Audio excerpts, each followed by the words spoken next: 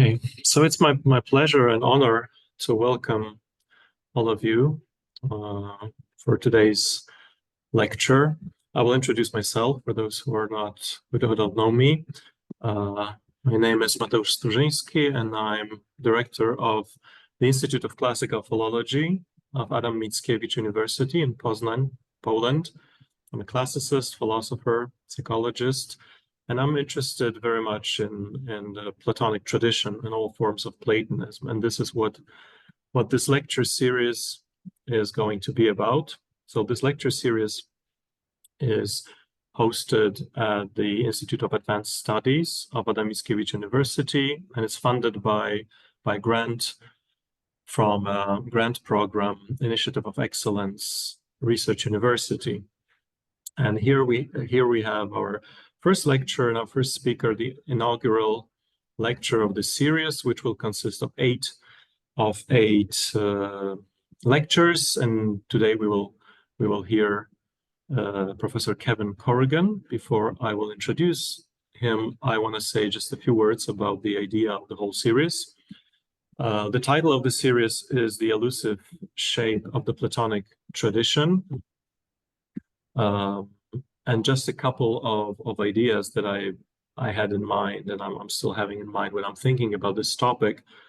So I think for me, the idea of the tradition, a spiritual tradition, philosophical tradition is very important. So not only Platonism as in its different meanings, of course, not only the philosophy of Plato, but of his followers.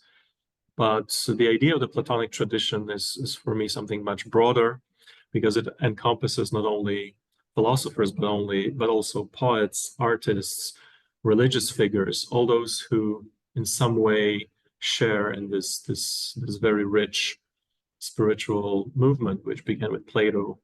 But for instance, its presence is very clear in the three Abrahamic religions: Christianity, Judaism, Islam, throughout the late antiquity, the Middle Ages, and later. So from this very broad point of view, I invited 8 speakers to share their thoughts on very different forms of the Platonic tradition. So not only pure hardcore metaphysics, but also spirituality, religious thought, art, poetry, literature, various aspects of it.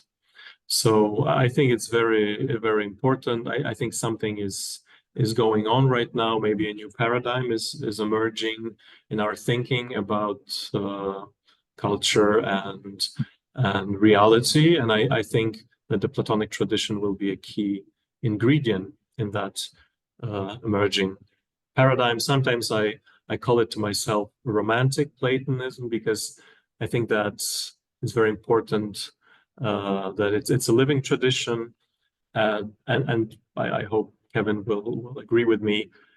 We have to get rid of certain stereotypes about Platonism, for instance, that there are two separate worlds, or that the forms or the ideas are abstract concepts, or that there is some hostility towards the body and the sensible world in Platonism. All of those things that we can find in many places, in philosophical manuals, in sort of in a broader public. I think they are wrong, at least in the way they are presented, and we need to constantly rethink this tradition. And I think when we do this, we realize that it's not an accurate depiction of Platonism. When I'm thinking about this romantic Platonism, I'm thinking also about the sense of history, which is of course not there in ancient and in medieval forms of the Platonic tradition, but in our times it's of course important, the sense of history or evolution, and the appreciation of good things in modernity, which I think can be easily brought into this very rich Platonic tradition. So that's a bit from me as an organizer of this, but I want to give the floor to our guest, who is one of the most interesting, eminent scholars of that tradition, Professor Kevin Corrigan, is currently Samuel Candler Dobbs Professor of Interdisciplinary Humanities in the Department of Middle Eastern and South Asian Studies, also associated in classics, philosophy, and religion, everything at Emory University in Atlanta, Georgia. He is an author of many, many beautiful books, commented translation with John Turner of Plotinus's treatise on the free will of the one, published in the series by Parmenides Press. But also book Love, Friendship, Beauty, and the Good, Plato, Aristotle, and the later tradition. A book on Plotinus with a selection of his texts. Also, he wrote about the editors of Plotinus, Armstrong and Paul Henry and Hans Rudolf Schwitzer, on many authors, St. Gregory of Nyssa and Evagrius Ponticus. But his most recent book is a very important one as well. Its title is A Less Familiar Plato, From Phaedo to Philebus, published by Cambridge University Press in the new series, edited by Douglas Headley. The book was published last year. And today, Kevin will talk about Plato, Plotinus, and ancient Chinese philosophy and spiritual tradition, living in the Tao. So, Kevin, without much further ado, I'm giving the floor to you. Thank you very much, Mateusz. Thank you for this invitation. I'm honored to meet you, to be part of your community. It's something that the whole of my life I've sought with the deepest aspiration to belong to an intellectual and also a spiritual community. Both, of course, for me, go together, and both are really important. So I'm grateful to be part of this project. I'm grateful to start this lecture series and represent, so to speak, your own community, and particularly your center. This lecture was written just over a month ago. My oldest son is in Taipei, and I went to the National University of Taipei to give this lecture, and I gave it particularly because I wanted to put myself in the power of the other Taiwanese there who knew their own culture much better than I did. So this lecture emerges out of that, and also because I'm interested in this particular topic. I recognize that the Tao can mean many things, and that Taoism is a complex phenomenon that relates to many Eastern traditions, Chinese, Japanese, and Indian, and of course, particularly the Upanishads. The basic texts and translations I use for Taoism are the Tao Te Ching, a new English version as translated by Stephen Mitchell in 2006, and particularly the one that I use is Roger T. Ames and David L. Hall, the Tao Te Ching, making this life significant a philosophical translation, New York in 2003. Today, I want to try to explain something to myself and to you, but it is something that ultimately cannot be explained, since it is not a singularity inviting comparison, but the biggest singularity of all. I'm thinking of the power of creation that somehow reaches into everything and yet remains itself. I cannot help thinking of two provocative passages, one from ancient 6th century China, and the second written in Rome in the 3rd century CE. The first is, of course, the opening sentences of Lao Tzu's Tao Te Ching, and it is on the handout. It's number 1. The Tao that can be spoken of, that can be Taoed, is not the true Tao. The name that can be named is not the true name. End of quote.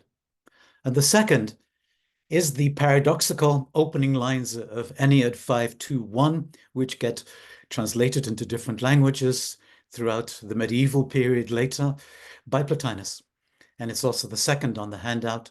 The one is all things and not a single one of them, for it is the beginning of all things, not all things. It's a wonderful beginning to the Ennead, and the next sentences are actually pregnant with meaning, but I leave them aside because they're too difficult to go into. On the face of it, comparison between these two traditions will seem superficial. Both appear abstract, so negative, empty, or apophatic that one would hardly suspect there might be anything relevant to creation in either tradition.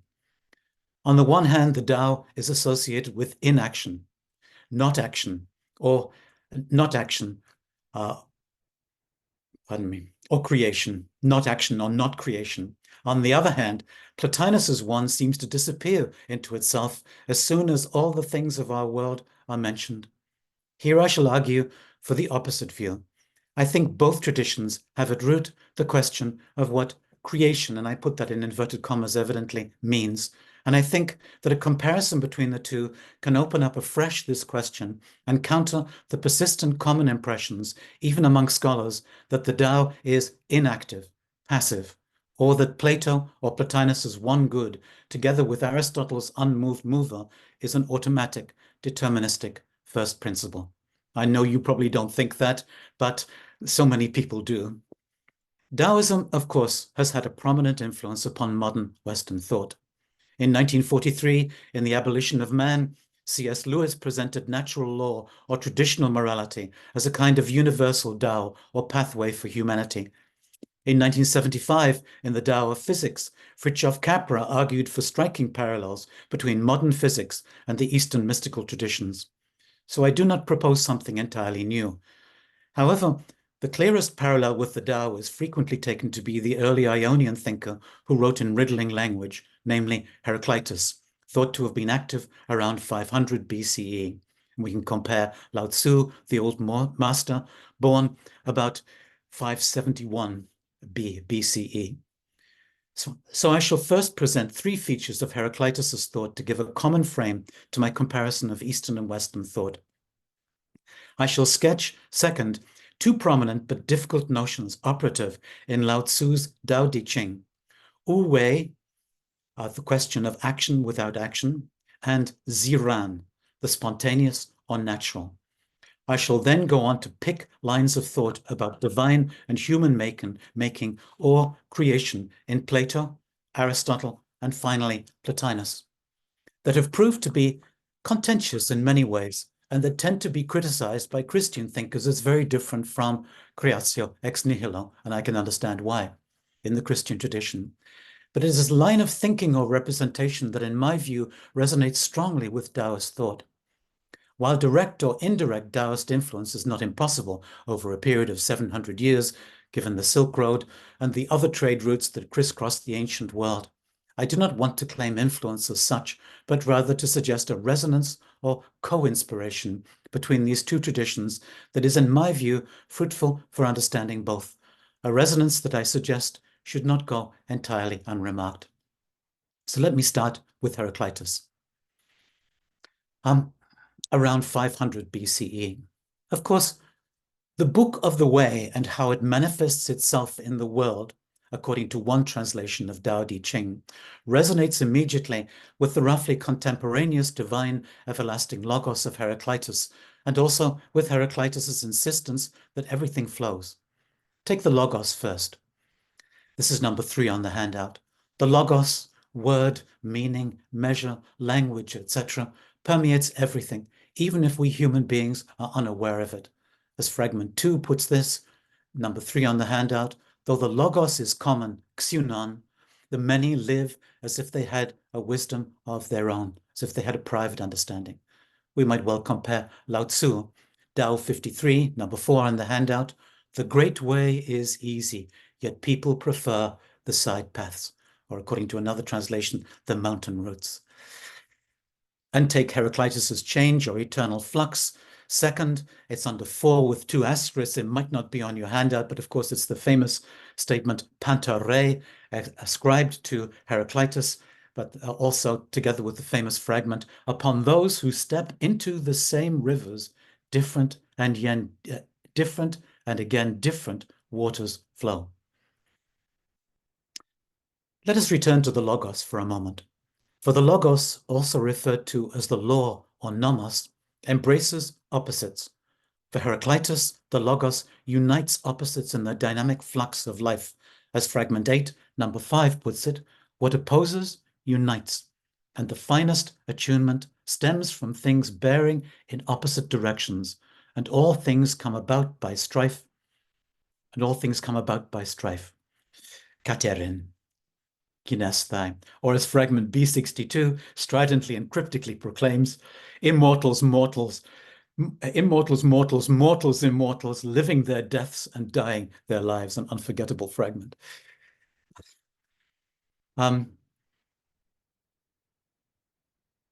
This unity of opposites is particularly prominent in the striking image of the bow in both Heraclitus and Lao Tzu, number 6 on the handout.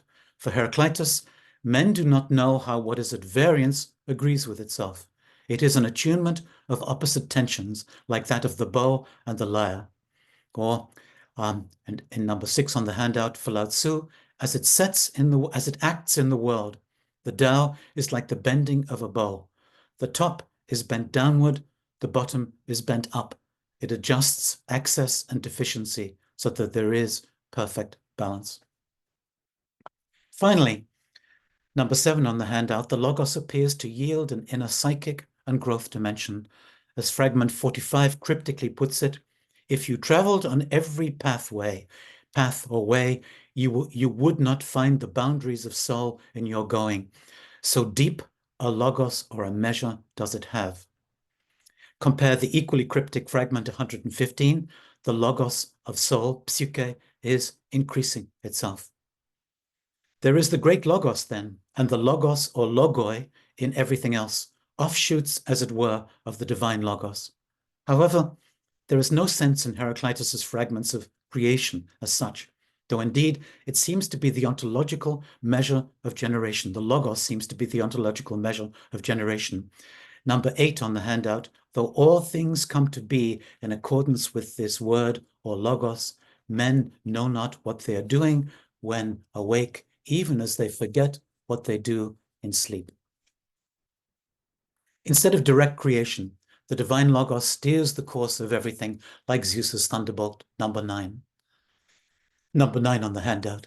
This world, which is the same for all, no one of gods or men has made, but it was ever, is now, and ever shall be an ever-living fire, with measures of it kindling and measures going out. I want to suggest that this fragment does not reject creation as such by the Logos, but rather by the conventional or mythological gods or heroes of Greek antiquity.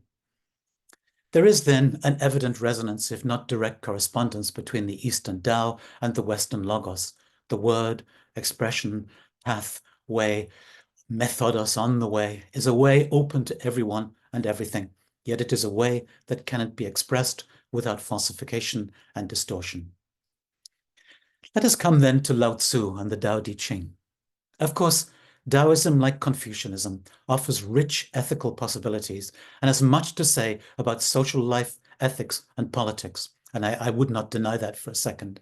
However, this will not be my primary focus here, since I want to articulate some of the metaphysical implications that I find in this remarkable work. And by metaphysical, I do not mean to espouse a particular metaphysical frame. I rather mean to look at the kind of implicit framework that the Tao presents in its fragments. And I don't want to ally this with, let's say, process philosophy or with naturalism. The two great philosophical interpreters of the Tao in 2003, Roger Ames particularly, interpret the Tao in terms, I think, of process philosophy. And while process philosophy is a multifarious operation, I think there is much in process philosophy which actually really emerges from ancient thought. And I tend to reject, perhaps a little bit too much out of hand, the kind of naturalistic focus that Ames and his collaborator put upon the Tao as an unwanted intrusion of a certain kind of late modernity, which I was very glad to escape from when I left England in my middle 20s to come to study with Professor Armstrong in Canada. Anyway, a little autobiographical element there. Maybe I have skin in the game here. I was delighted to escape from the narrow, focus of a kind of naturalism or even process philosophy in England, which I've met since actually, and which I don't particularly like. I like and understand much about someone like Whitehead, but there's much in process philosophy that I'm not comfortable with. For simplicity's sake, I am interested, as I noted above, in wu wei, or non-action, which I interpret to be a positive activity, however apophatic, but in no way privative, and in ziran, that is, the spontaneous, the natural, the itselfness, or self-soul of such action, all of which I understand to be included in the word ziran, and all of which I take to be manifested primarily, if uniquely, in the Tao. But first, the title of Lao Tzu's work. As in the case of Heraclitus's logos and individual logoi, here too there is a subtle interrelation between the Tao itself and individual beings. Quote, let me just see. No, I've got a quote from a scholar here. While Tao is common to all, it is what each thing has obtained from Tao, or its da, that makes it different from others. Da is then the individualizing factor, the embodiment of definite principles which give things their determinate features or characters. End of quote. I'm going to come to Lao Tzu. In this case, I see the Tao as the source and medium of every individual that flows from and lives within it. We actually live in the Tao without a logos, at least in the sense that we cannot fully express what this means, since Tao exceeds but also grounds meaning. It is propensity, momentum, way-making, opening, entrance, and birth, and also way itself. And given the ambiguities, I prefer to retain all possibilities without nominalizing or conceptualizing it too much. As Lao Tzu puts it in Tao 1, number 10 on the handout, the Tao is infinite, eternal. It was never born, thus it can never die. Why is it infinite? It has no desires for itself, thus it is present for all beings. End of quote. As I see this, being without boundary, without any determinate conventional goal, the Tao is simply itself. And by being simply itself, as eternal being, it is present in everything else. However, its infinity cannot be expressed. This in itselfness, which I take to be one primary feature of Ziran, is the paradigm for the in itselfness of every natural thing. Only by never departing from itself can the Tao come to be reflected in everything else. I should point out in passing that this fundamental principle in Taoism anticipates the later development of the so-called Platonic form, namely the question of how the one, by being itself, can be reflected in and present to everything. I shall return to this below. Let me return to this crucial question of non-action. Look, for instance, at Tao 63, number 11 on the handout. Act without doing, work without effort. Or Tao 48, in the pursuit of knowledge, every day something is added. And something is lost here in my, in every day, the practice of the Tao, every day, in the practice of the Tao, every day, something is dropped. Less and less do you need to force things until finally you arrive at non-action. When nothing is done, nothing is left undone. End of quote. How are we to interpret the non-action of the Tao? Is non-action in the sense of passivity what the Tao really is? Or is it a non-action more active than our usual forms of acting or doing, a letting go of conventional purposes in favor of pure spontaneity, or as a pure form of spontaneity as one can reach? I think that the latter is closer to the spirit of the texts. Active non-action rather than passivity is a positive energy, that is, a self-dependent activity, I think, that does not exclude others, but makes otherness and interdependence possible. Number 12 on the handout, the Tao never does anything, yet through it, all things are done. Tao 37. End of quote. By activity here, I mean energy or energia in the later Aristotelian sense that I will discuss later, an energy of thought or understanding that is distinguished from doing, praxis, or making or production, poiesis, but that also completes lower forms of doing and making. As Lao Tzu puts it, number 13 on the handout, this energy or source is called darkness, darkness within darkness, the gateway to understanding, end of quote. Tao 1. Aristotle too, approximately a century later, will call this understanding, that is, mind and contemplation. A quote from a scholar, Tao, the emptiness, is the source of everything. Everything in the universe is created from emptiness through yin-yang interaction, end of quote. How should we understand this darkness or emptiness? It is, as Lao Tzu says in Tao 4, number 14 on the handout, like the eternal void, filled with infinite possibilities, end of quote. The Tao then cannot be a negative void, but rather it must be a pregnant emptiness that makes creation outflow possible. Out of the infinite nothing, one could say, the Tao is supremely creative, and out of nothing but itself, a notion perhaps dimly analogous to creatio ex nihilo. I think that non-action and creativity, together with love, go together, as we can see in the second stanza of Tao 51, number 15 on the handout. The Tao gives birth to all things, to all beings, nourishes them, maintains them, cares for them, comforts them, protects them, takes them back to itself, creating without possessing, acting without expecting, guiding without interfering. That is why love of the Tao is in the very nature of things. End of quote. I can't help thinking of Heraclitus. If you do not hope for that which cannot be hoped for, you will not find it. For there is no beaten path to its door, and there is no way that research will find it out. Wow. The importance of this passage in the Tao cannot be sufficiently stressed. Aristotle's first principle, the unmoved mover, does not do anything in any conventional sense, as we will see below. Instead, it moves as a final cause, as being loved, according to the famous two words in Aristotle's Metaphysics. Quote, on such a principle depend the heavens and the cosmos. The Tao, like Aristotle's supreme intellect, is just itself, without desire, and this is why all things love the Tao.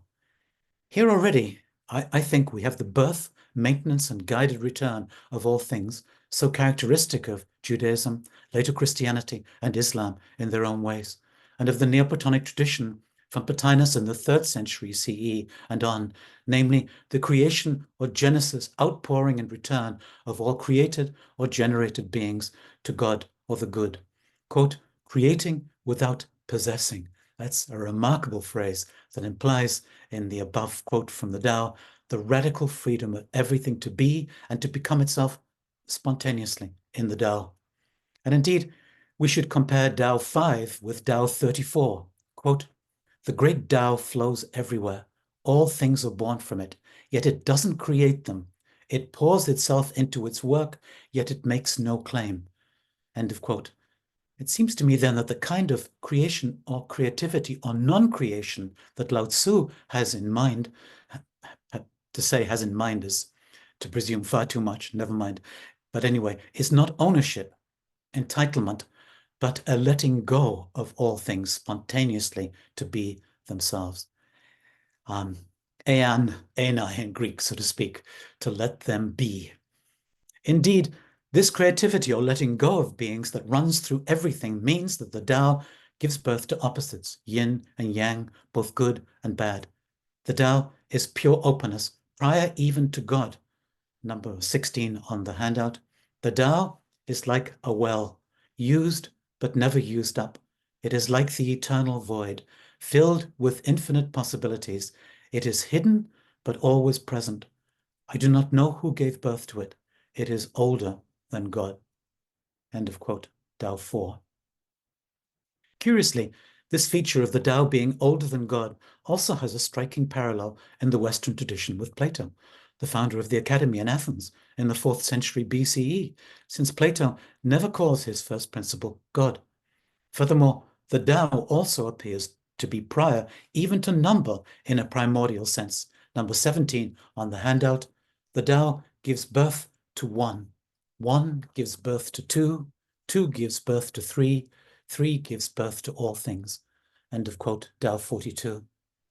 Or Tao 52, in the beginning was the Tao. All things issue from it. All things return to it. End of quote. We can see a remarkable parallel in Heraclitus, out of everything one, out of one everything, just as we can also compare, of course, if we can do this, the prologue to the Gospel of John. In the beginning was the Logos, and the darkness did not comprehend it. At the same time, and this is a striking thought, I think, foreign to our contemporary understanding, we actually live in the eternal Tao, even if we are entirely unaware of this. Well, this is foreign to contemporary thinking. For me, it characterizes the entire Greek tradition from Heraclitus and Plato to Augustine in my reading of ancient Western thought. And I include there Aristotle as well, who's of course the most disputed case, whom Heidegger relies on terribly, but I think Heidegger is entirely wrong in his reading of ancient thought. For Lao Tzu, the eternal, as it were, dwells in the finite, or better, the finite lives in the eternal without losing its proper, spontaneous, or self-so character, and without the finite individual losing its own proper character. This symbiosis in the Tao actually allows things to be themselves, to be natural or spontaneous. As Tao 63 famously and provocatively puts it about wu wei, or non-action, act without doing, work without effort, number 63. And again, the way does nothing, and yet nothing remains unaccomplished. Wu wei, wu, bu wei. I owe the pronunciation to my daughter-in-law, who just happens to be Taiwanese, who got me right on the Tao Te Ching. This seems to signify not a doing or making of something as such, but an activity within all doing and making that accomplishes its object without striving or undue rational purpose. An activity that accomplishes itself spontaneously, precisely in itself, and according to the deep nature or structure of reality. In other words, in creativity, and also in our human most creative activities, there is purpose without purpose, agency without conventional act-directedness, freedom without external determinism. If we put Tao 51 and Tao 63 together, it is clear, I suggest, that non-action as spontaneous activity is fully free. And this is number 19 on the handout. Practice not doing, and everything will fall into place. Tao 3, end of quote. So the Tao is supremely active in a unique way that permits other things to be themselves in their own natural and spontaneous ways. And we can see this in the language of Lao Tzu throughout. For example, number 19 again, quote, to be sparse in speech is to be spontaneous, Ziran. Tao 23. That the Tao is revered and virtue honored is ordained by no one. It is ever so of itself, Ziran. Tao 51. Assisting the things of the world to be as they are in themselves, Ziran. Ziran and wu wei are closely related terms in the Tao Te Ching, since a thing or person that is spontaneous in the way of its being can, on the one hand, be understood to be acting without purpose or effort. Yet at the same time, the measures of Ziran and wu wei do not negate purpose of effort. Do not negate purpose of effort in the pursuit of a spontaneous state of non-possessive activity, whether this be ethical, social, or political, since this is the creative power of the Tao itself. I only wish, as having had over 30 years in senior administration, that I were actually able to put this entirely into practice. It only works occasionally, and then at completely uncompelled moments. We can see here, in other words, however paradoxical this may seem, that spontaneity and freedom are mutually implicative. The first stanza of Tao 51 spells this out. It's number 20 on the handout. Every being in the universe is an expression of the Tao. It springs into existence, unconscious, perfect, free, takes on a physical body, lets circumstances complete it. That is why there's a Greek phrase for that, peristatikoi. Everything spontaneously honors the Tao. End of quote. To sum up, Creation or non-creation in this Taoist sense is the primordial, timeless, self-dependent letting go of beings into their own self-dependence, not a deterministic or possessive exclusion of possibilities. This creation, one might well say, even pre-includes the guidance and return of all beings to the Tao. The Tao has no desire. Instead, all beings love and desire the Tao. The Tao gives birth to everything, including God. It is not God, but prior to God. It is also prior to purpose, yet its creative activity turns out to be full of purpose and real agency. It is also the ground of spontaneity. If the character of in itselfness is implicitly primary in the Tao, then in itselfness or self-so-ness is a primary feature of every subsequent being. As Tao 25 suggests, man follows the earth follows the universe follows the Tao follows only itself. And Tao 64, the master cares about nothing but the Tao, thus he can care for all things. Am I doing okay for time? I know I've lost a little bit because of our technical glitch here, but No, keep going. I'm okay, good. I'm coming now to Plato. And I'm actually going to look at Plato, Aristotle, and I'm going to finish with Plotinus. And then I'm going to finish on a note, very brief note on, I mentioned process philosophy, but I'm going to look at a subsequent development in the Platonic tradition, which shows how process philosophy is not inimical to the spirit of Plato, or some process philosophy. I suggest that many of these features of Taoist thought resonate with the later Greco-Roman tradition in such a way as to shed light upon some of the major problems negotiated by that tradition. Two of the central problems of the Greek tradition are the nature of the mythological Olympian gods who do lots of immoral things but create nothing. We live in a very similar world if you just look at the press. In the poems of Homer and Hesiod, there is no notion of creation, but rather the emergence of different generations of a family of gods, just like human generations. And the gods frequently do scandalous and immoral things, the castration of Uranus or adultery, for example. So the need for a divinity beyond conventional divinities is an integral part of the Western tradition. In one of Plato's early dialogues, the Euthyphro, Plato represents Socrates as running into Euthyphro at the courthouse in Athens, not without much humor, and finding out that Euthyphro is prosecuting his own father for the murder of a laborer who is himself a murderer. Euthyphro's family and friends believe his course of action to be impious, but Euthyphro explains that in this they are mistaken because they do not know the nature of piety. So the question of what is piety naturally arises. And although Socrates and Euthyphro come to no definite conclusion, Socrates poses a fundamental question to Euthyphro that stands in perhaps as a kind of provocative conclusion to the central motif of the dialogue. It's number 21 on the handout, and you'll know it by heart. Socrates asks, is the holy holy because the gods love it, or do the gods love it because it is holy? End of quote. I revere this moment in the history of thought. Euthyphro cannot answer, but the implicit point is that there must surely be a criterion of morality that does not depend on the immoral whims of the gods, or human beings for that matter. In other words, there must be a criterion of morality that is beyond the conventional Greek gods. That is, there is a divinity beyond gods or the ancestral gods, precisely as in Lao Tzu. Perhaps then it is no accident that Plato's highest principle, the good of Republic, Book 6 to 7, is said by Socrates to be beyond being, epikeina ousias, famously in Republic, Book 6. It's number 22 on the handout. And I gave the whole passage there just to give you context. And I won't read it because you will know it so well. Like the Tao, in other words, the good cannot be named properly. And still more, while Plato's good is divine, Plato never calls it God. So the good which is never called God somehow gives birth to God, according to the analogy, the image in Book 6 of the Republic, and to the rest of the gods, namely the demiurge craftsman, who is, I assume that they're different here.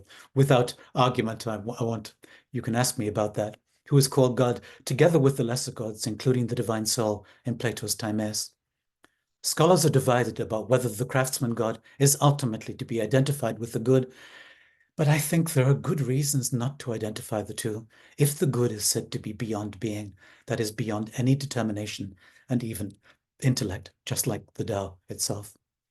But my further point is really this. Let us remember that the Tao does not do anything. Quote, Tao 2, practice not doing and everything will fall into place. End of quote. The making or creative function in Plato's dialogues seems to be divided into two dialogues between an in itself power, the power of the good in the Republic, which does not do anything, and a secondary god craftsman who in the Timaeus, Plato's physics or cosmology dialogue, is represented as doing or making many things.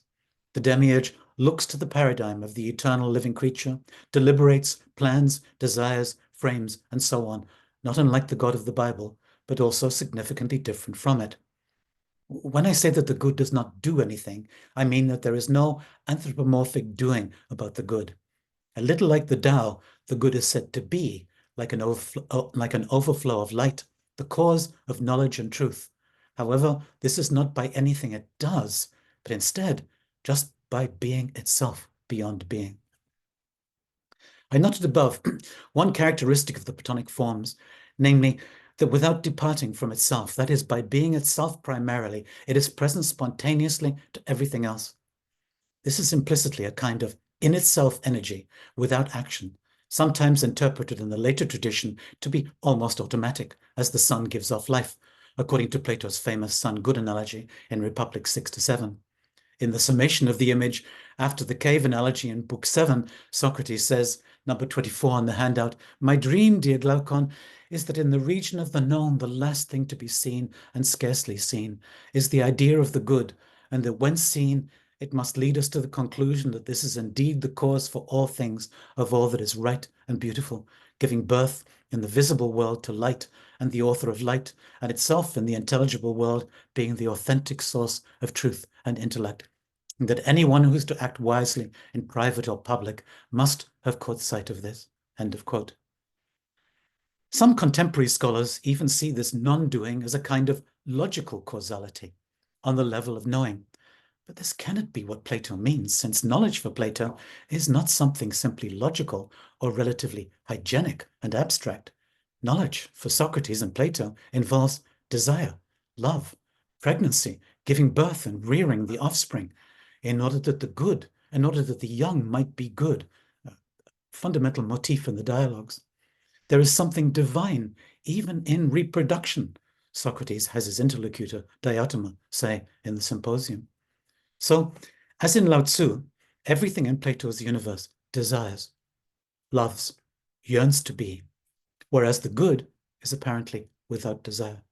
It is simply itself.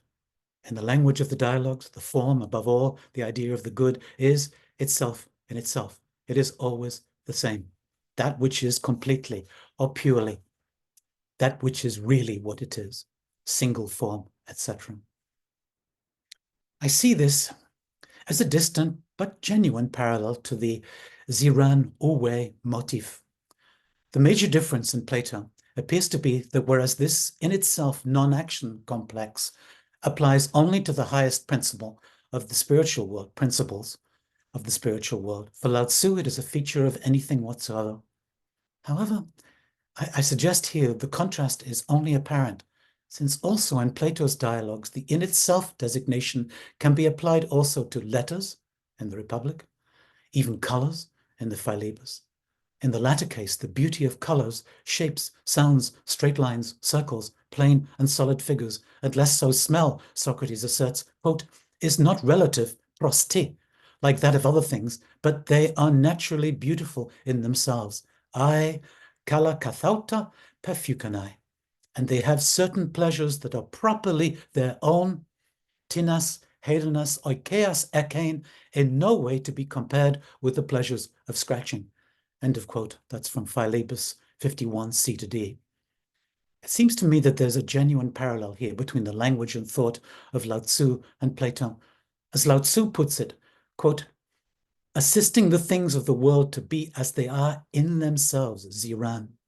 This may well, of course, be accidental, I agree, but the coincidence of the Greek terms kalakathauta, perfeukanai, and forms of oikeos, that is, in itself, naturally and proper or belonging to X, reflect core notes of the apparent meaning of Ziran. When one sees each thing in the Tao, one sees its free, spontaneous nature, its self-so being.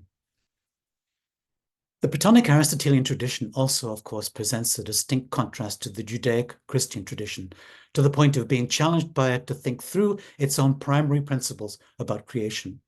In Plato's Timaeus, and also in the myth of the statesman, God, the demiurge, together with the lesser gods, is represented as doing or making many things. The demiurge looks to the paradigm of the eternal living creature, deliberates, plans, desires, frames, and again, not unlike the God of the Bible, but also significantly different from it,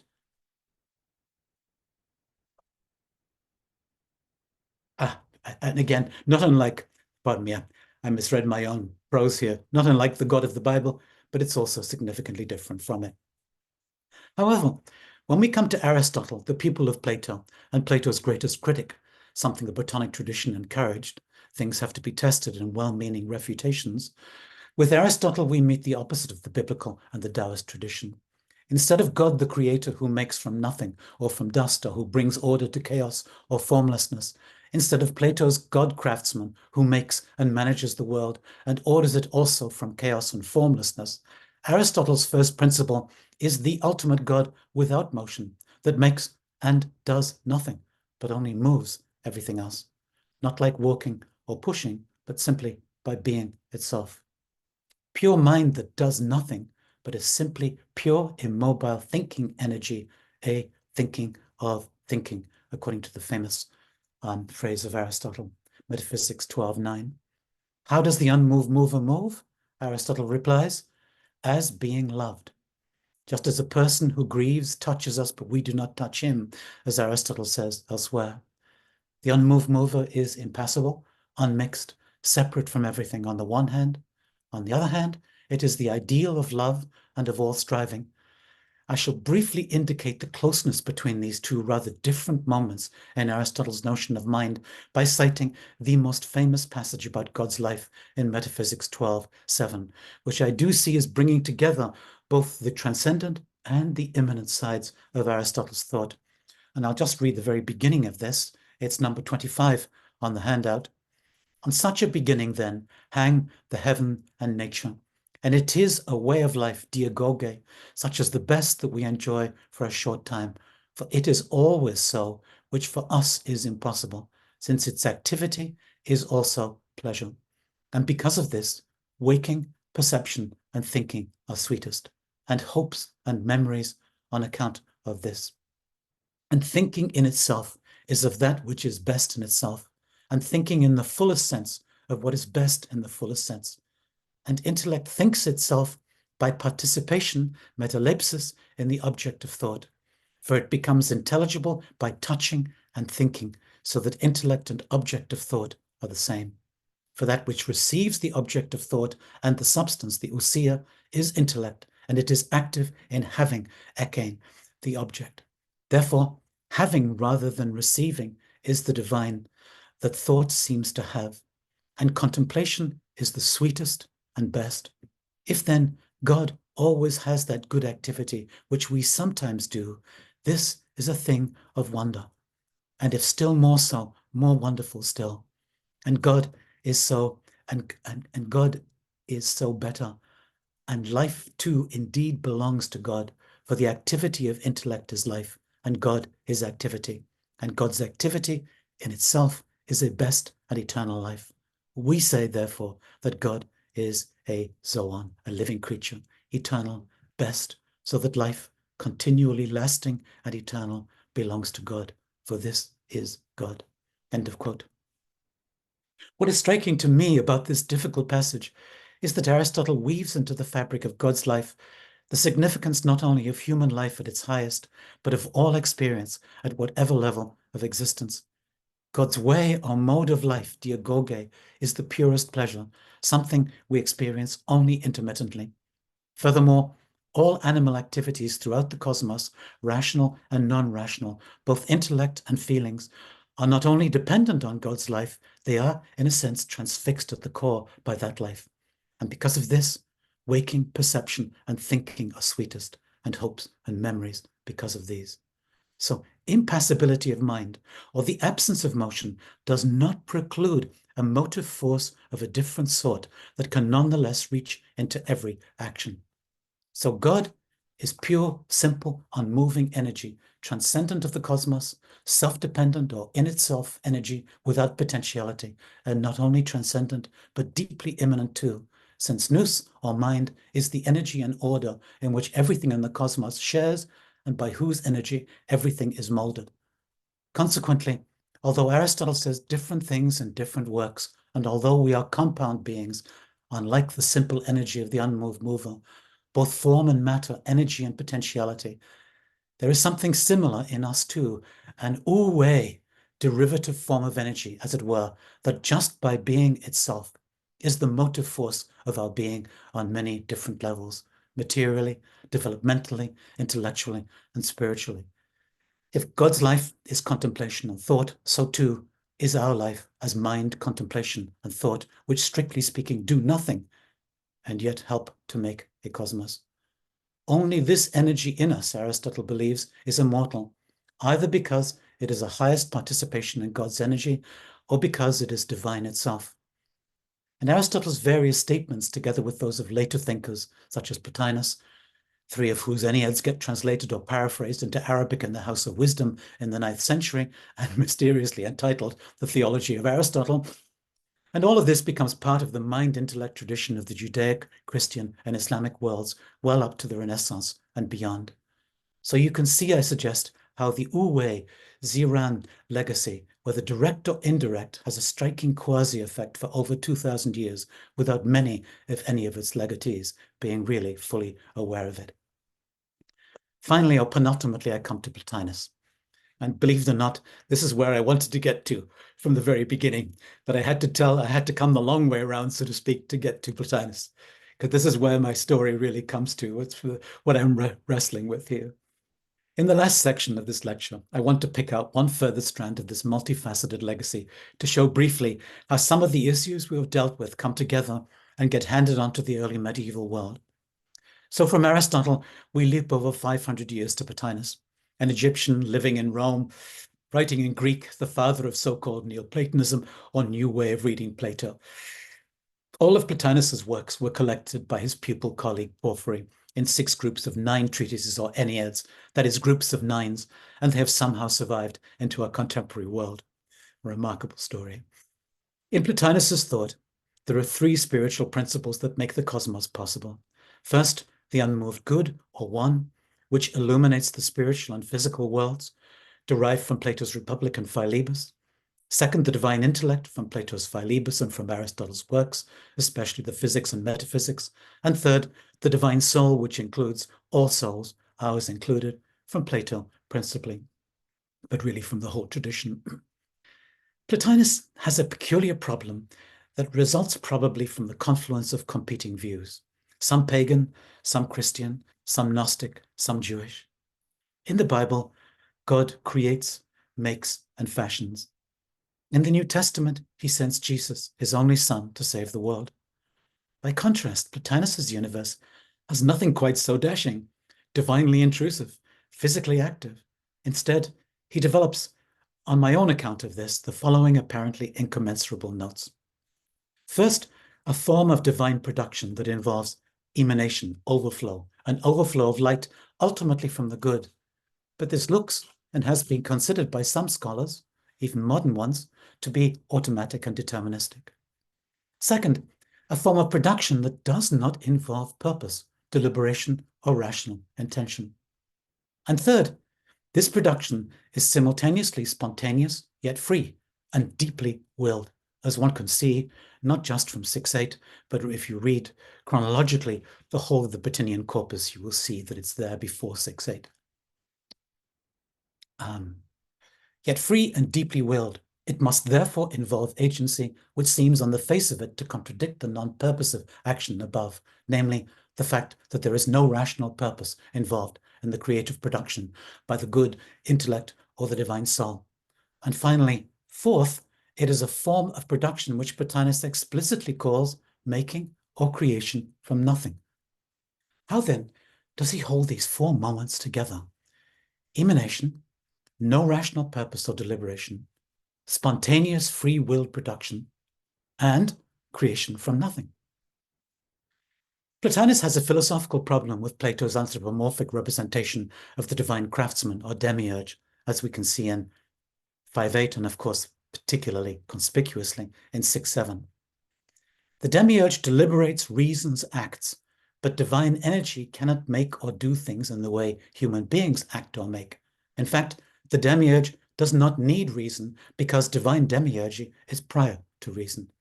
Reason may be an achievement for us, but it is an impossible defect for God, who, as pure understanding, is in no need of reasoning.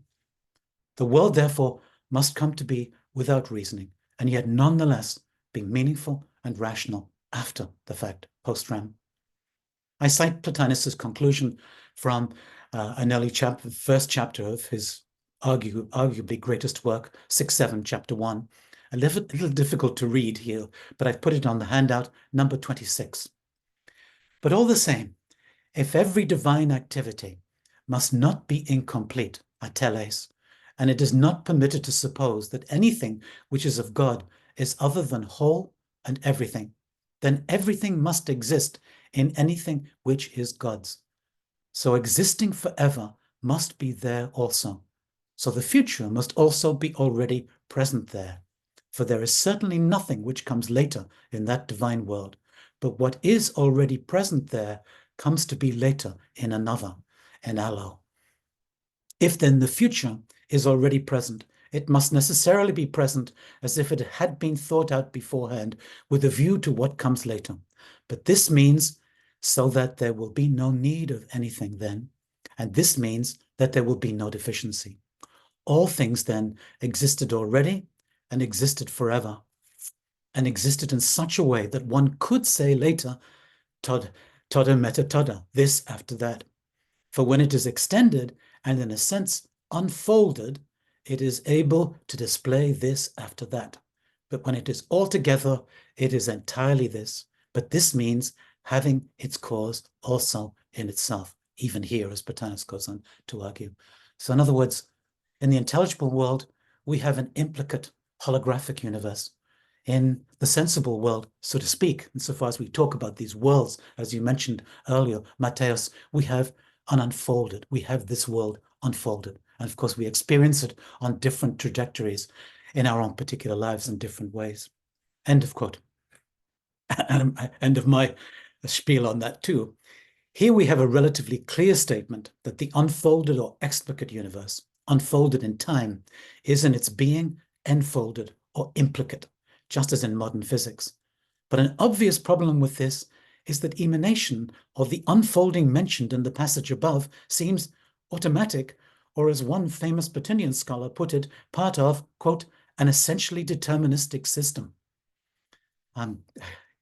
He was my external examiner on my PhD thesis, Henry Blumenthal, whom I revere entirely, but on this he was wrong. Is there really then any place for agency? And can we really speak of creation in this polytheistic context? Scholars still remain divided on this, as one can see. Some are for creation, some against, and some stay rather neutral. And for some scholars, on top of that, the good does not will its products. I think it's hard to maintain that, but still. But this cannot be the case, since Plotinus explicitly argues that the good does will the creation of all beings. Despite these problems, I suggest Plotinus's emanation is neither deterministic nor automatic. Plotinus wants to hold simultaneously both emanation, or the outflow and return of spiritual principles from and to the good, and dynamic creation together, at least in my interpretation. For him, the linking energy between the spiritual and the physical universes is contemplation. Our ordinary actions, doing, making, and producing, he argues in his great treatise on nature, contemplation, and the One, 3.8, are actually products or even byproducts of contemplation. But contemplation in itself is ultimately unrestricted creativity, so that the one or the good, however unmoved it may be as the first principle, is the primary contemplative and creative force in the world upon which all other forms of activity are dependent. As Plotinus says, and I've only given a short quotation here from that wonderful work, number 27 on the handout, this is living contemplation, not an objective contemplation like that in something else, for that which is in something else is alive because of that other, not self itself living.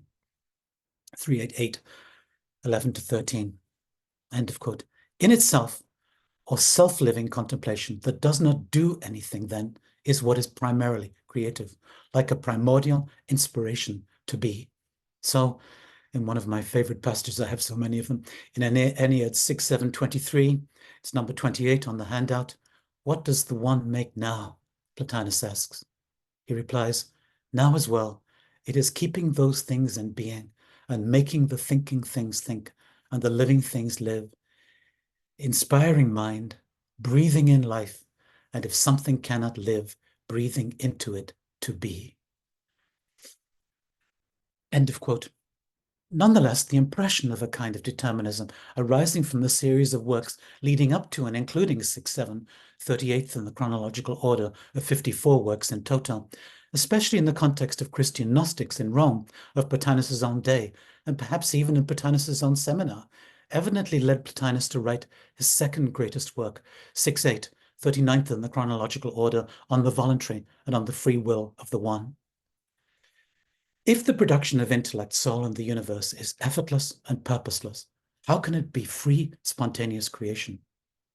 In this work, then, Plotinus traces our own free will back through soul and intellect to the good as the loving and self-loving source of freedom, despite the fact that the good, or the one, remains in itself self-dependent, unmoved, at the root of everything.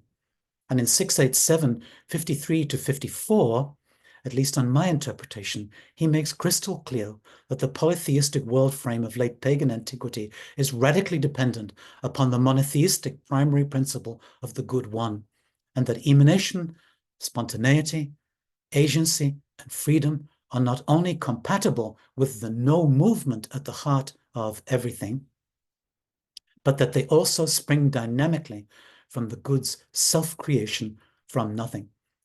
He acknowledges that he is not speaking apophatically, that is, he's not speaking properly about the good, since nothing can be said about the good that is not a falsification, as we saw in the first paragraph of this talk. But he nonetheless takes the risk to speak of its substance, ousia, so to speak, hoion, despite Socrates' statement in Republic 6 that it is epikena ousias. So Plotinus writes in number 29 on our handout that the reality of the good is activity or energy, supremely self-realizing, self-awakening. And he concludes, it's something like substance, is with, and so to speak, originates with its activity, and it itself makes itself from both, for itself and from nothing. And it itself makes itself from both, for itself and from nothing. End of quote. What is truly unmoved, then, is the real creative source, both of its own creation from nothing and a fortiori of the creation of everything else. I see Plotinus's ability, I'm nearly finished here, pardon me for taking your time. I see Plotinus's ability to hold together these apparently dissimilar notes at the heart of the emergence of new beings, that is, non-action, non-purpose, yet free, spontaneous agency, even creation from nothing. I see all of this as a kind of unconscious debt to Lao Tzu and the Eastern tradition. And in the Eastern tradition, I think particularly of the Isa Upanishad, which I think I've put on the handout here. It's the last notion on the handout is the Isa Upanishad. The spirit without moving is swifter than the mind. The senses cannot reach him. He is ever beyond them. Standing still, he overtakes those who run. To the ocean of his being, the spirit of life leads the streams of action. He moves and he moves not. He is far and he is near. He is within all and he is outside of all. Of course, Much of this may seem far, end of quote, much of this may seem far removed from Lao Tzu, and it is true that we have come a long way from the Tao Te Ching. Nonetheless, the power to move things by not being moved by them, the impassibility of mind of the sage, for instance, of Socrates or the Stoic sage in the Western tradition, and the idea that magnanimous impassibility, like that of the old master or of the bodhisattva, is able to create, recreate, and order the world according to a disposition of love. All of this does resonate with the Tao Te Ching, I suggest. The ability to control the passions, not to be moved or driven by them. That is, to be a self-standing agent who can, as self-standing, care for all others and be really present to all. This is characteristically Platonic, manifest in the Phaedo and Phaedrus, but we can also acknowledge its kinship with Lao Tzu and with Buddhism. Again, the idea that non-action, understanding in Lao Tzu, or contemplation in Plotinus, is the real motive force in subsequent practical actions, such as praxis or poiesis, that is doing or making, or the idea that such non-action is not a process of development, but a fully realized energy in itself, spontaneous, free, yet unmoved, closest to the energy and activity of God, or of what is beyond God. Since we would take any God that we would even name as a form to be quite possibly a form of idolatry. This resonates strongly with Lao Tzu. We might not be able to understand the ultimate singularity, which is divine creation, but we may get some inkling of it in a secondary, but nonetheless epiphanic way from our own lived experience in the world and from our commitment to that world in the finely balanced, nuanced orders of love, art, ethics, politics, and spiritual flourishing. And just a slight coda here. This spontaneous, self-standing uniqueness in the dynamic flow of things is something I suggest we can find also in later Islamic thought related to Ibn Arabi, Rumi, and others, that captures the spirit of Platonism in a new way. This, to my mind, corroborates the autokathauta designation or uniqueness of the forms in Plato. For Ibn Arabi, there is no repetition in theophany. Every real theophanic manifestation is unique. God's words, like our own spoken words, dissipate quickly, so God renews them constantly at every breath. Everything other than God is recreated at each instant, and all things undergo constant change. This I take to be a highly creative riff on Iamblichus Proclus's view of Henads, namely purest unities prior to being an intellect, as well as perhaps Diotima's insistence in the symposium in the lesser mysteries that everything, body, soul, character, science, is subject to radical leak. Any Henadic or unitary manifestation to and in the imagination is instantaneous, unitary, and unique, not in the total power of the recipient, but a revelation of the self-disclosing unity of the divine intimately in all being. However, for Ibn Arabi, the notion that there is no repetition in God's self-disclosure is a straightforward application of Tawhid, of unity, the principle of unity. By acknowledging the unity of the real, we recognize that it is one and unique in its every act, which means that each created thing and each moment of each thing is one and unique. Nothing can ever be repeated precisely because of each thing's uniqueness and the divine infinity. This indicates, it seems to me, that process philosophy, sometimes thought by Ames and Hall, for example, in their interpretation of the Tao Te Ching, to be opposed to so-called substance predicate Western thought, is in fact anything but. In fact, Ames acknowledges that the comparison with the substance predicate model is flimsy, but I don't think he recognizes it quite sufficiently. What may look generic or even boring from below, as Plotinus puts this strikingly about intellect in Ennead 6:7, 21 to 22, may indeed be quite unique and riveting when grasped, if only for a fleeting moment, by itself in the light of the good.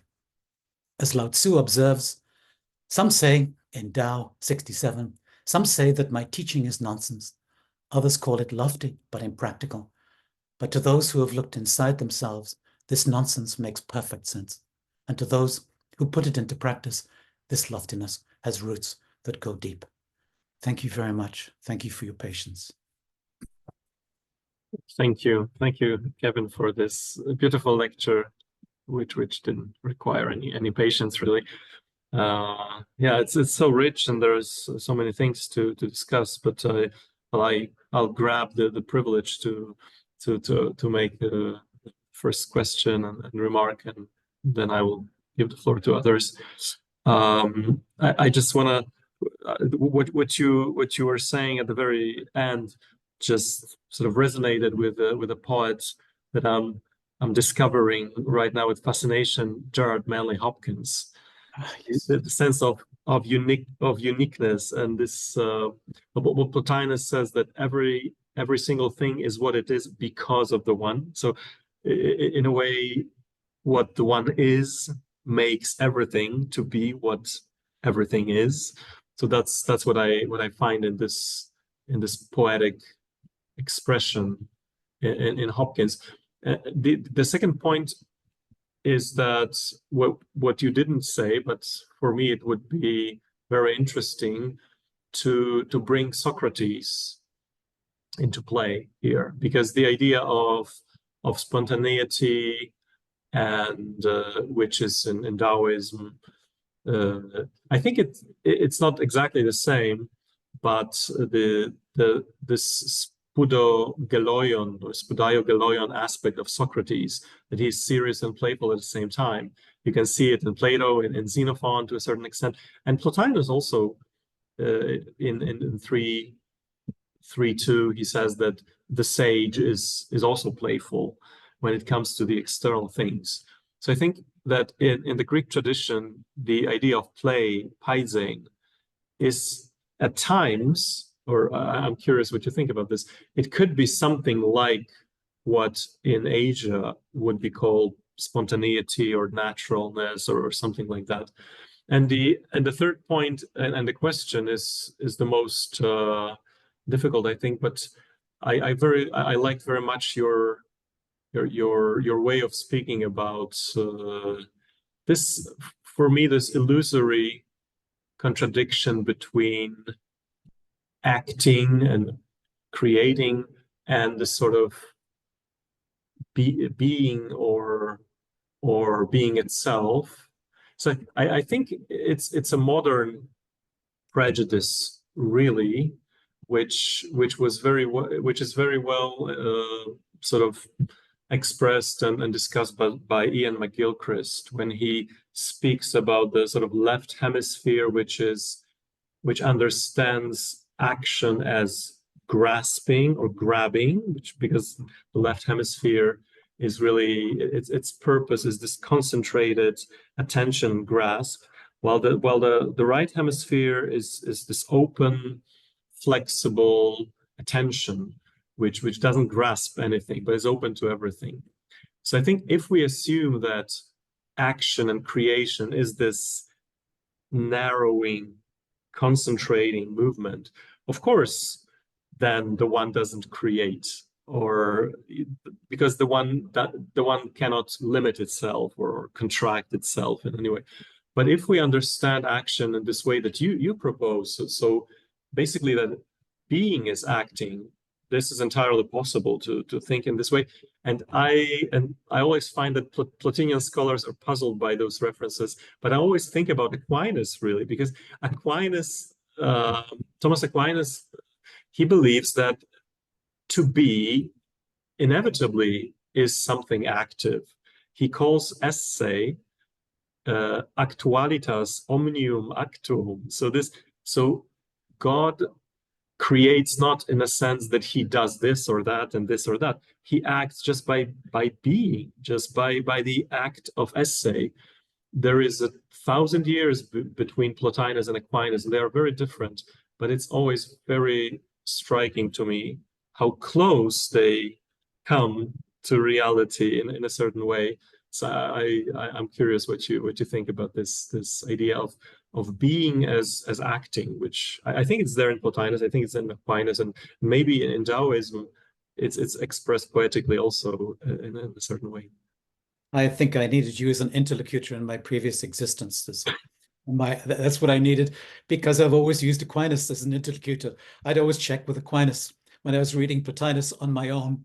I'd just check to see what Aquinas would think, because Aquinas, of course, anyone who can write 4 books can dictate 4 books at once while going to the various corners of a room, and the many other things that Aquinas did, is someone that you would want to consult big time altogether. So ipsum esse, yes, exactly. That relationship with Aquinas, I would see being as supremely active, as supremely overflowing. And that Neoplatonic, I don't like to call it Neoplatonic, but that sort of Neoplatonic dimension that is there instinctively in Aquinas's thought, I agree with you entirely about that. But let me just go through your different points here. Man, you mentioned Manly Hopkins. I think when I first came to North America, I brought Manly Hopkins with me, actually, the poetry of Manly Hopkins with me. So I think I met this morning's minion. And that notion of spontaneity and uniqueness that we do find in Hopkins' poetry, I find absolutely real. And perhaps that's what I've been striving to get to, because I found this also, of course, very much in Plato, very much in my view of Aristotle. I had to fight to find my own particular Aristotle, let me say. And then I found it particularly in Plotinus. So the uniqueness of things, I think I was so pleased when I first read Proclus and understood something of the henads and the henetic manifestations, etc. And of course, particularly the idea that the higher the principle, the more piercing is its influence, and therefore the more present it is. And I'm thinking here of a particular passage in Plotinus when you talked about uniqueness. There's a wonderful passage in 5:5:12, Ennead 5:5, chapter 12. The one is kindly, gracious, and present to anyone when anyone wills, which is a moment of pure spontaneity. It means that uniqueness is not just the question of the one, which is apparently the most fundamental principle in 651. And of course it is, but it's also fundamentally and really also in our power. I've always found that particularly germane, cogent in its own way, perhaps impossible to explain in a purely analytic context, but it's very meaningful for me. You mentioned Socrates, playfulness, and you hit upon a real moment there, the playfulness of the sage, which is very strong in the Eastern tradition and is there very much in Plato. In Plato, we have the beginning of 3:8, let us play. And let's play among ourselves, try this idea about, and then much later, in maybe chapter 7 or chapter 8 of 3:8, we should become serious. So we have this interplay in Plotinus, but also in Plato, between the original playfulness of the sage, which runs through everything, and then the kind of serious purpose to which we come. But in Plato also, we have twinned interlocutors. We have people who speak to each other.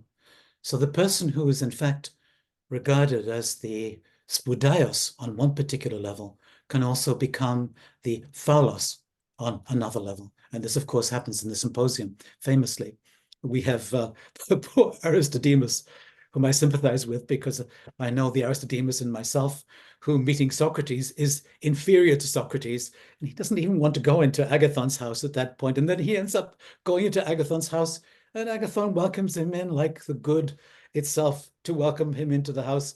And then Socrates comes in later. But then later, of course, that relationship is transposed into Diotima and Socrates, the spoudaia and the phaulos there. And so at any particular point, you never lose the phaulos.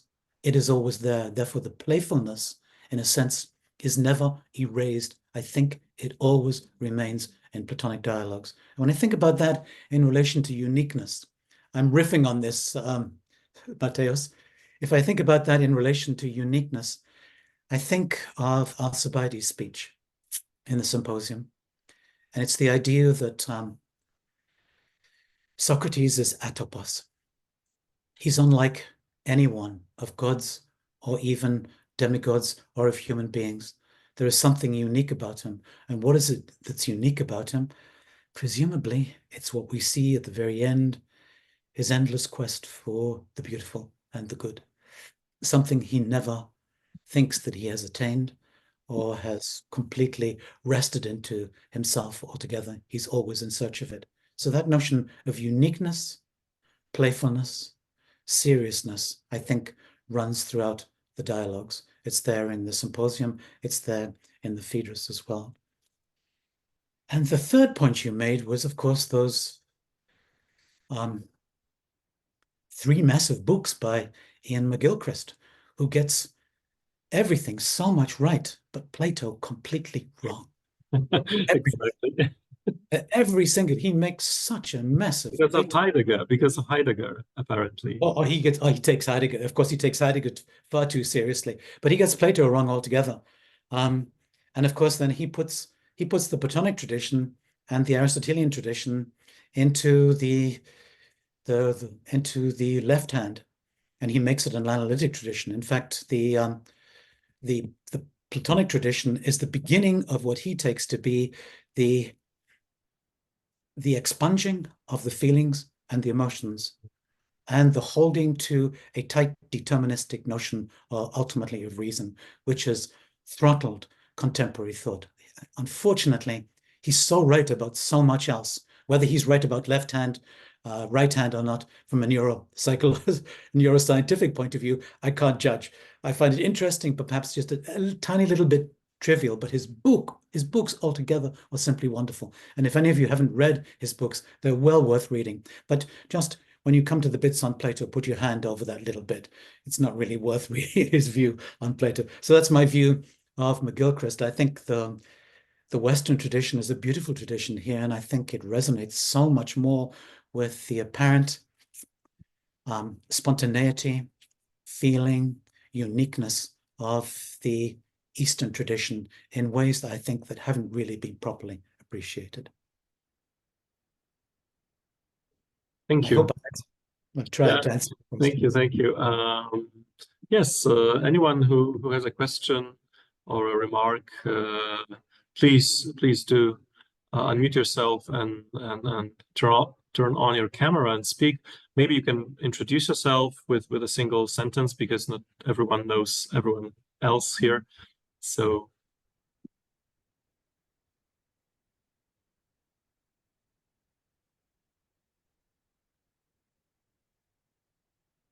I'm not sure if I'm seeing everyone. Yeah, okay, but if let me just turn on the light in the room, because it's going dark, which is not a bad thing, as we heard, but still.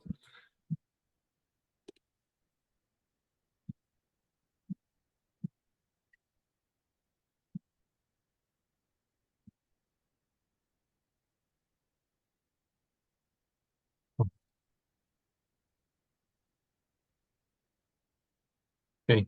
Yes, while people are contemplating potential questions or remarks, I just want to say that what I find interesting when I'm sort of dialoguing with Ian McGilchrist about his reading of Plato, which I agree with you, it's a sort of a late 19th century, early 20th century standard reading, is that his main point is that his is a static world. Plato's is a static world, and he refers to Heraclitus and Whitehead and Heidegger to overcome this. But well, in the Sophist, Plato says that the forms are not just majestically standing there, and Plotinus makes really an important point of that. So I think the flow is so important in Plotinus, even though sometimes it doesn't show to be. But Plotinus says the one is the only thing that doesn't move, which I take to mean that everything else moves. So the eternal intellect moves, soul moves, the sensible universe. So there is a lot of flow and movement in Plotinus. Would you agree with that? I would, and I think my own professor, Hilary Armstrong, I never called him Hilary Armstrong. I always called him Professor Armstrong, of course. So I even feel a bit bad calling him by his first name in public. But he was worried by what he used to call the dark other, especially in later Neoplatonism. the realm, so to speak, of the first efflux from the one or the good, that is the indefinite dyad. And when I look at Plotinus, and you did in your wonderful book, Matthias, Faces of Being, I noticed you did start, I think, from, I read it now some time ago, but you started from 245, Ennead 245, and you looked at those chapters on the emergence of the indefinite dyad, the divine matter, and also the magister gene, the greatest kinds that emerge out of that. And you did, I thought, a really interesting analysis of that. I wouldn't have started there, so it was a revelation to me how you drew your treatment of the Faces of Being much earlier, but from those particular texts. And when we look at 245, how do we read, let's say, how do we read Ennead 245 in light of the whole of the Enneads? We tend to think of the Enneads as, for instance, I just pose a question here, and I don't know the answer to it, so I'm particularly interested in what you think. We tend to think when we read Plotinus that we're trying to get rid of body the whole time. And when I look at my much older body as it gets older, I can well understand that. And I'm fully into this altogether, right? Slough off this mortal coil or whatever it is, much as I might not want to. But that's not the only story in Plotinus, because you have in 4318, you have spiritual bodies in the superlunary world, which are completely transparent, according to Plotinus, if I'm interpreting that particular passage 4313 correctly. And then in 6.7, particularly in 6.2, in the logical treatises, in the second of the great logical treatises, which Schweitzer thought, if only Plotinus hadn't written those logical treatises, my life would have been much easier, as he said in his notes. But in the second of that logical treatise, 6.2, Plotinus says, and we must realize that there are bodies there too, because there is matter, because there are matter and qualities. So there are bodies somehow in the intelligible as well. And then when we come to 6.7, Plotinus's greatest work, perhaps, in the early chapters of 6.7, we have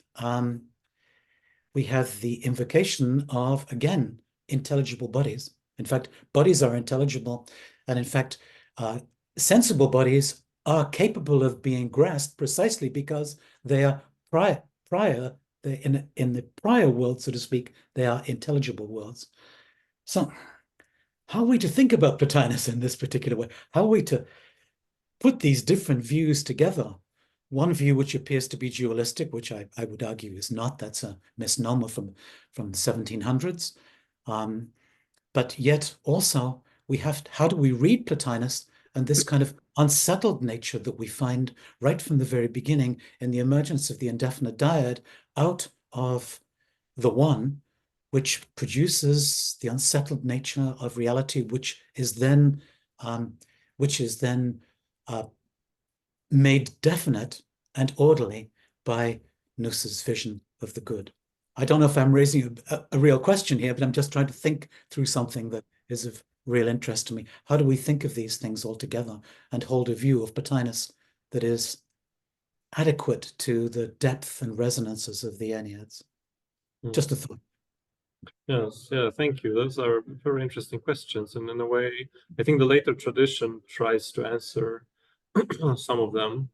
So even after finishing my book, I started to think about other possible interpretations, although I had to settle on some. So for instance, the interpretation that I'm not putting forward in the book, as you know, is that Plotinus may be referring, when he speaks about bodies in the intelligible world, he may be speaking about what Henri Corbin called the mundus imaginaris. So it's almost as if Plotinus is introducing this level of imaginative or imaginal experience of divine intellect, although he doesn't do it explicitly.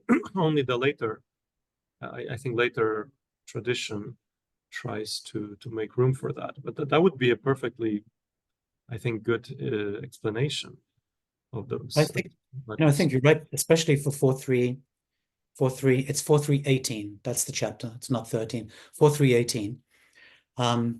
Especially for 4.3.18, precisely because Plotinus is asking how the souls come out of that world. And so he's actually thinking particularly, and in those later chapters of 4.3, Plotinus goes on to explain in treating of the imagination, in fact, that connection between the intelligible world and the sensible world, which is linked through this great mundus imaginalis that Ibn Arabi develops in his Meccan Revelations, etc. And I think it does fit there, but it doesn't fit for 6.7 or for 6.2. That's my so I'm not sure how to interpret 6.2 or 6.7, but I think you're totally right about Ibn Arabi and 4.3.18. I hope I'm not dropping too many texts here or getting too much all in one go. Please forgive me. I don't normally have the chance of talking about all this stuff. My wife is also a scholar, and my children are, thank God, are scholars too, but they work in slightly different fields. So my wife will sometimes say to me in the morning when I get up and something's on my mind and I try to explain it to her, she will say to me, Kevin, you do realize it's only 7:30. Okay. Thank you. Yes, Well, yes. We shouldn't get too hermetic about these things. But thank you again, Kevin. Is there any any final question? Because I think we have to wrap up. No, if not, thank you once more for your very interesting lecture and the discussion afterwards. And I thank the audience for being here and listening as well.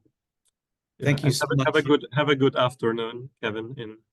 Thank you. Thank you all. Across Thank the you for being Atlantic. a part of this. I'm honored. Thank you. Thank you.